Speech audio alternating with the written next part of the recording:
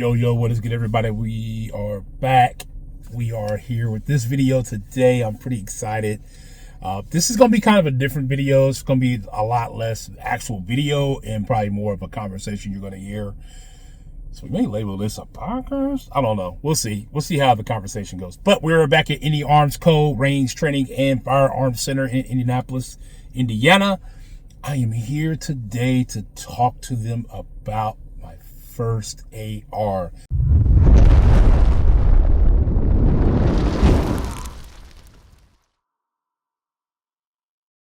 Yes, we are here to purchase my first AR. So what I'm going to do, since I can't record in the store video, what we're going to do is we're going to record the audio and you'll probably hear the conversation. And then we can I'll try to piece some pictures on top of it, things like that. But let's get in there and let's talk to them like a couple hours before they close. I'm sure all they want to do is have a full conversation with somebody about purchasing an AR a couple hours before close. So hang out with me and we'll get to it.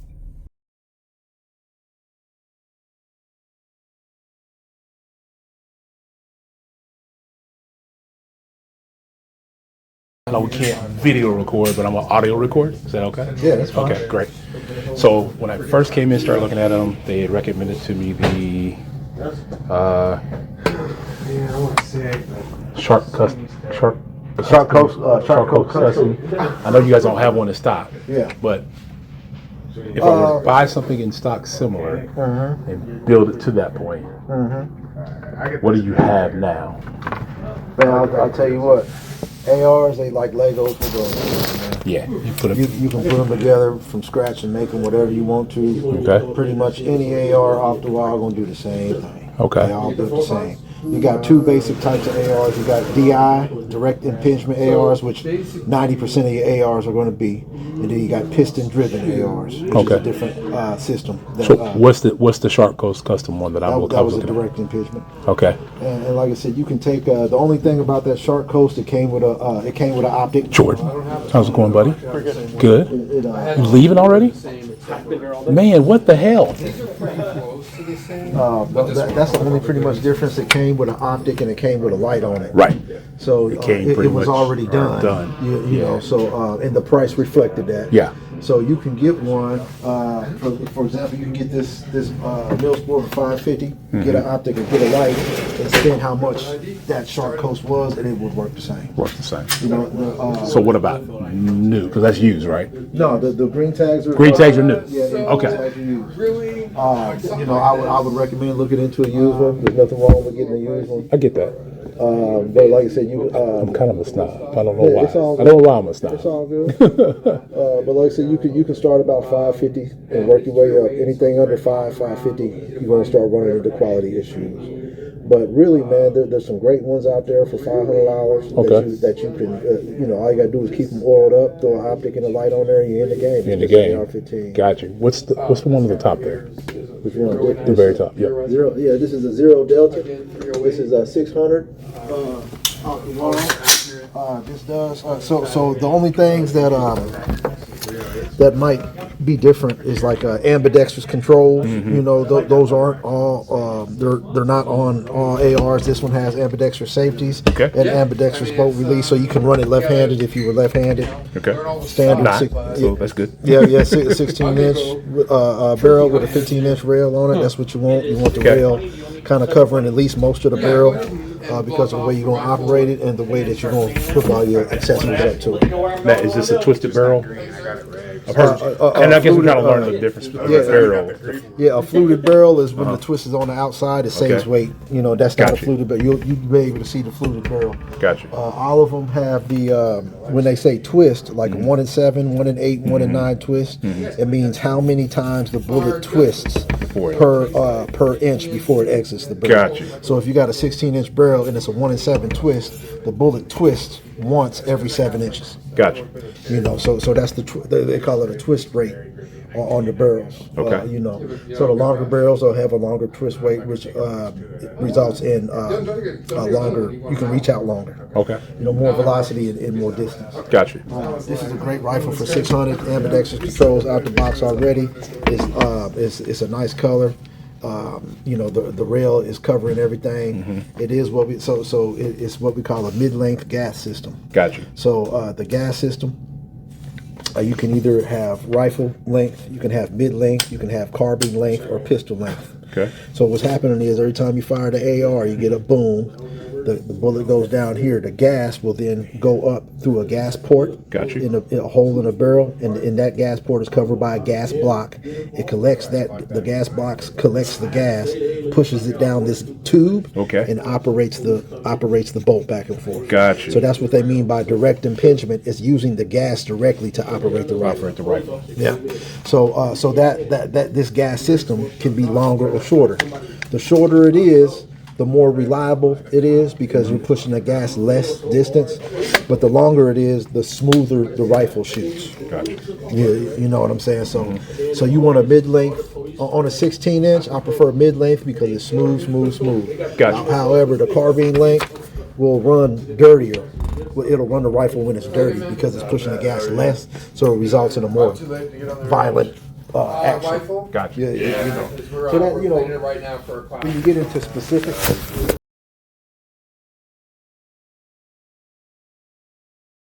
everybody and their mama making AR-15s, man. You got people like, you know, Zero Delta, Real Split,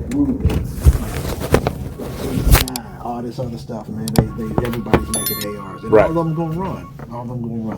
You know. Okay. But the heart of your AR is gonna be your barrel, and then the next most important piece is gonna be your bolt carrier group. Gotcha. Anything else on the rifle is interchangeable to the point where it don't matter how it run. Okay. You know. Like I said, man, it's like pick your poison, man. It's Gotcha. like it also depends on what you want to use it for. You want to use it for the crib, for home defense? Home defense.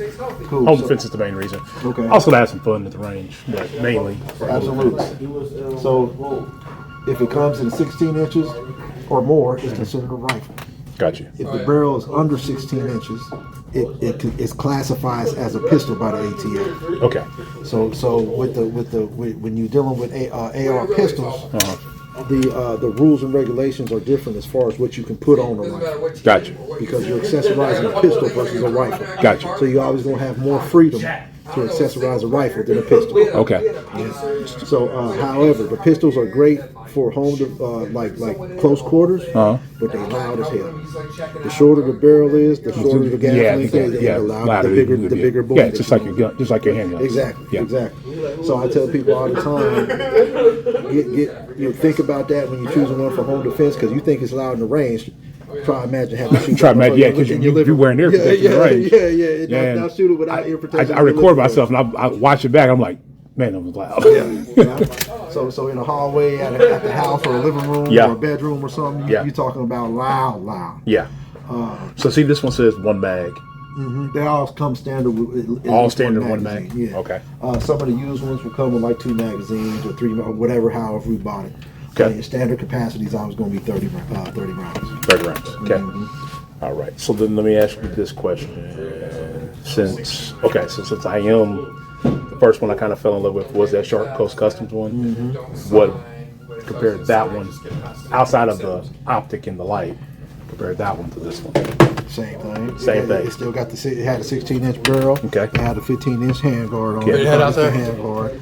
It had an adjustable butt stock. It might have been a different company that made the butt stock or whatever. I want to say it was Magpul. Yeah, it was Magpul, but these got QD mounts. That's what you want on the back. This one has 2 versus Magpul that has 1. Okay. The stippling on this is great compared to it was actually better. Yeah, it's actually better. The stock Magpul. Yeah. So you'll find a lot of you'll find a lot of the smaller companies like this one compared to a Shark Coast and 6 Hours. They gonna take a pay cut and put better stuff on their rifle to get the name out there to get people to buy them. You know what I'm saying? Now 6 Hour can get away with some trash shit on their rifle because they 6 Hour. Right. If people it's like a Glock. People gonna buy it because it's a Glock. Gotcha. You know. So not me. Yeah, and then I'm not sure the Shark Coast had ambidextrous controls on it. I want to say I thought they did, but it's been a while since I've seen it. So. Yeah, but this one does. Gotcha. So out the so box, left or right-handed, yeah, left or right-handed, you're good to go. Gotcha. And that's the thing. Even though you might be a right-handed shooter, we teach to shoot weak-handed with the ARs, because let's say, for example, if you're coming around a corner like this, you want the rifle on your right shoulder. Right. But let's say you're going around the other corner. Here, now this part of your body is exposed. So what I got to do? And shoot the other one. I got to shoot left-handed. Gotcha. So it's a thing. Gotcha. You know, so that's the type of stuff that you'll find out when training. Like, that's why ambidextrous controls matter. Gotcha. Even for a right-handed shooter. Okay. You know, so that's an advantage that this rifle has over most of them on the wall, and it's less money.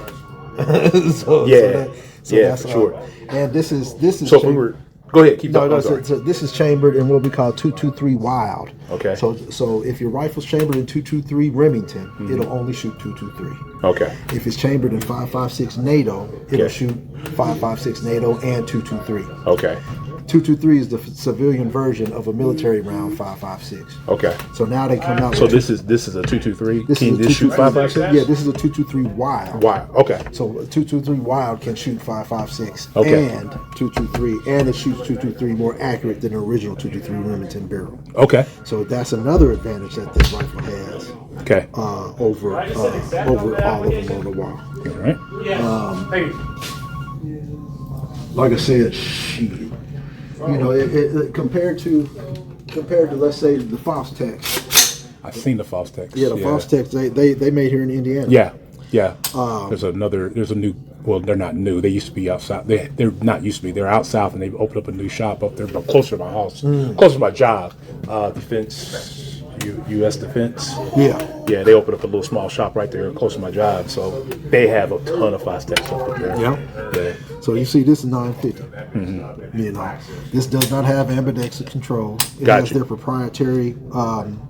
They make their own furniture. What furniture? So you know, it got a Fostex grip, Fostex stock on it. Gotcha. Some people like their hand guard a little slimmer like that, so they can grab it and fit their whole hand. Let's say you got small hands. I don't. So that wouldn't matter to you. You know, some rifles they gonna have. So this matters to some people. Some see how the Picatinny rail on these rifles don't come the whole rail. Yeah. This one does. Okay. So you got more room to put, you know, your coffee makers and your bells and whistles on there. You know, but some people don't like it because when I grab the rifle like that, it's digging into my thumb. Yeah, and that's probably how I feel too. Yeah, you know. With the exception of, I noticed that I see two of them up there. One to use, one the SIG. They both have the front handle. Yeah. So this is, and this one has two grips on it: a traditional vertical grip and a hand stop. Yeah. So you know, if you're a shooter that likes the hand stop, you can either use it like that. I use it like that, so I can pull. The goal is to pull the rifle into your shoulder. So Got you. So yeah. Or I can do this and do it like that. Okay. You know, so this one comes with both of those options installed already. Comes with an optic already. This is an ambidextrous rifle to the core, so it has the bolt release. It's just missing the light that the other one would have, that the Shark Coast Customs one have. So the light is how much? You can spend $100 to $400 on the light, depending on the manufacturer. These are a little bit different. So the serialized part to AR-15s is the lower receiver. It's like the lower half of a Glock is the serialized part. Everything else is you can get off of eBay and, you know, ship it to the crib. Right. The lower receiver, just this part, is the serialized part. Gotcha. So I can start out if I start out building my own custom one, I can buy a blank lower receiver and then buy everything else. These lower receivers have the QD mounts inside of the receiver, which is great for mounting the rifle in certain ways. You know, so that's the thing that they don't that one doesn't have. You know, so that means it was forged different. So that's why it's a little bit more money. The ambidextrous. So ambidextrous means mag release, bolt release, and safety on both sides. Got you. What do you mean by introduction? Bolt release. Bolt release. So every time I shoot the gun, I know that ejects, right? Yeah. Okay, so you can get it to flip. The bolt will lock back like that when I'm empty. Okay. I can eject my magazine, shove a new one in there, and then I have a choice either to pull back on the charger handle and let it go, or I can hit this ping pong paddle. Okay. It will send the bolt forward, loading the rifle for me at the same time. Got you. Okay. So it releases the bolt forward. Got you. So all of them have that. That's standard on every AR. Is a bolt release, a mag release, and a safety. Got you. And then the trigger, and that's damn near the only controls you got, man. Got you. And as long as you got ambidextrous controls and your light on there, there's really nothing else to do to it except maybe start playing with the internals and stuff, how you want it to run smooth. Okay. But as long as this bolt is oiled up, the rifle is going to So let's talk about that. I clean my handguns currently roughly maybe every 3 or 4 trips to the range. Putting roughly 400 or 500 rounds in during that time. I don't put a ton in it, but I got a couple. How often should we be cleaning the rifle? So that's one thing that can do with the quality of the rifle. Okay. But you'll have to clean your ARs more often because you got to run ARs what they call run them wet. You got to have this oil. You got to have this oiled up. Okay. Now there are certain parts of the rifle, like this bolt carrier group, that will that some rifles come with. So the bolt carrier group, like I said, that's one of the most important parts of the rifle. So it can be made out of what they call phosphate. It can be made out of what they call something else, and then it can be made out of what they call nickel boron. Okay. So a lot of the more expensive rifles, they'll have a nickel boron bolt carrier group, and it's really, really slick, and it cleans really, really easy. That way you don't have to clean it that often. Okay. You know what I'm saying? So that's another thing. I upgraded all my rifles to these, but you know, like I said, see, I wouldn't shoot this rifle because the bolt's dry. The first thing that you do when you get a rifle, you oil that up. Oil that up. So you break it down, take it apart, oil up. So the rifles are basically broken down into the upper receiver and a lower receiver. Right. All you got to do is clean this bone. You pop that pin out. Now I can what we call shotgun it, or I can take this pin out. I can separate the lower from the upper. Boom. Oil it up. Oil it up. Put your charger handle back in there and put it back together, and then you in the game. Okay. You know, so that's all you have. That's all the maintenance that you really have to do with the AR-15. And then I'm back in the game as soon as I put this pin back in. Okay. Boom. So no barrel cleaning needed, or how often should you clean the barrel? Maybe every couple thousand rounds. It depends on how you store it too. But this should be cleaned more often. Often. Yeah. Often. Okay. Often. Yeah. Probably after almost not every other. Every few range trips, maybe. Okay. You know what I'm saying? Depends on how much you shoot and how you store it. Okay. You know, like I said, and then I oil my rifles up, close that ejection port to where can't nothing get in there, no Gotcha. dust or anything like that. As soon as I shoot it, it'll open back up. Gotcha. You know? So that's you know, like I said, man. But they like Legos, man. Let's talk about lights and optics then. Lights and optics is one thing, especially optics, is one thing you don't want to cheap out on. Okay. Because the optic, if you just run an optic, if the optic go down, you can't aim the rifle. Correct. So you So want, so does this one come with? I know some of them come with sights. that's the thing. So iron sights. Right. These ain't got no batteries, they ain't got no glass, ain't Right. gonna work. But this one here would not come with an iron sight. Nope. But I'd put first thing I do is put an optic. Next thing I do is put iron sights on it. Next thing I do is put a light. So I always want backup iron sights. I can flip them down, get them out the way. I put my optic on. If my optic does go down, then I can flip these up and use them. But the optics nowadays are so of high quality. It's a Very rare. Yeah.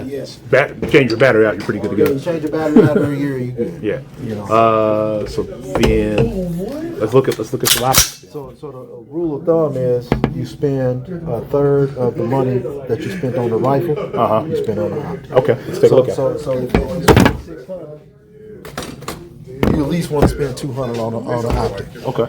Now, so they got different optics. They got your traditional red dot optics. This is going to be just a red dot either with a circle. You can use the circle or the dot. What's going on with you, man? I got busy. You didn't catch out, man. What's that, 2%? Okay. Or they got these optics, which are Big window. Yeah, with the bigger window, which So how do you feel about the open? I like those. I like those better. Okay. So I like these because, like, all right, the mounting system. How is it going to mount to that Picatinny rail? This was a quick little whoopty whoop. Boom, set it down there, tighten it down, lock it in, good. This one I got to have a tool to do it, which it comes with it, but you know it's still it's a bigger pain in the ass. And I see this is solar. 269 versus 329. Both of them are solar. Hollow Sun is a really good company right now. The Romeo 5 is one of the best budget optics known to man for anything. for anything. I just picked one up. So. Yeah, that's a great optic. I would trust that optic. Throwing it on that little sub 2000. Oh yeah, you'd be good, bro. Yeah, you'd be good. Yeah. You can pick up this optic for $159. 6-hour. They make pretty good optics, you know. However, like I said, you can get like EOTech and Triticon. You spend $600-700. Yeah, easily. Yeah. Now am I an operator rolling around in the sand and bumping up against shit? Nah, so I don't need that shit. Right. Yeah. Same. Now do I have them? Yeah, but that's because I'm a gun guy. Yeah, you know. But these Hollow Suns that would be my first recommendation. Okay. Second recommendation would be something 6-hour. So we're looking at.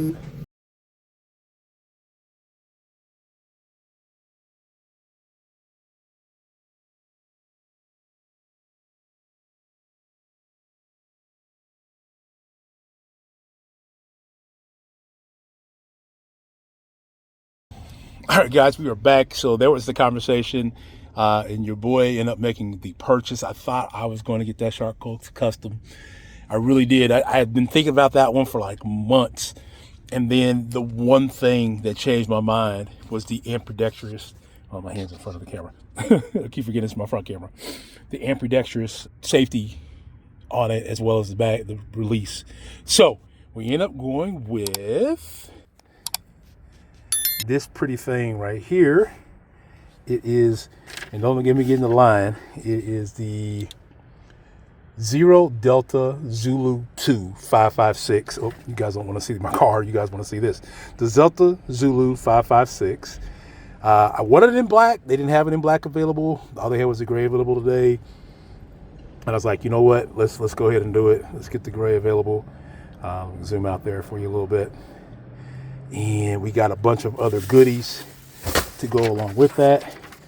Flip that over. We ended up picking up a couple of additional magazines that came with one. So there's one of the magazines. We got the light. We got the vertical grip. There goes the other magazine for it right there. I guess I could probably, there we go. That's probably better. We got the Holosun 5S or HS510C. We also end up picking up some iron sights or polymer sights. They are technically iron sights, but got the front and rear iron sights. And oh yeah, you know what? Oh, he must have, okay. Got 3 magazines. He must have just took the one out and threw it in there. So that's it. The only thing I'm missing really is a sling. And I don't need the sling right now. So there's that. We're going to pick up a safe to throw this in. And that's going to be it for today. So guys, what do you think? What are your questions? Do you like the way it looks? Because, you know, it's always about the look, right? It's always about the look. But this is your boy. Let me flip this back around here. And back into the darkness. Let me step into the light here a little bit. All right, this is your boy GDDG saying stay safe, stay ready, stay prepared. And I'll catch up with you next time. It's your boy signing out. Peace.